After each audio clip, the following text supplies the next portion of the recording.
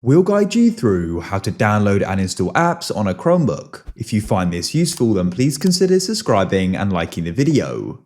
This is super useful to be able to do because there are so many different types of apps, for example, social medias, games, etc. So let's go and get started. What you need to do is go to the bottom left of your Chromebook and go and click on this circle icon like so. You go and get this pop-up. And what you need to do is find the Play Store. You can search for it at the top here or scroll down and find it and click on it to open it.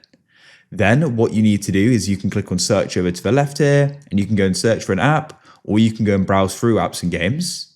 Find one you want. There are quite a few to go and browse through. In this case, I'll go and get Facebook, for example. So I'll click on it.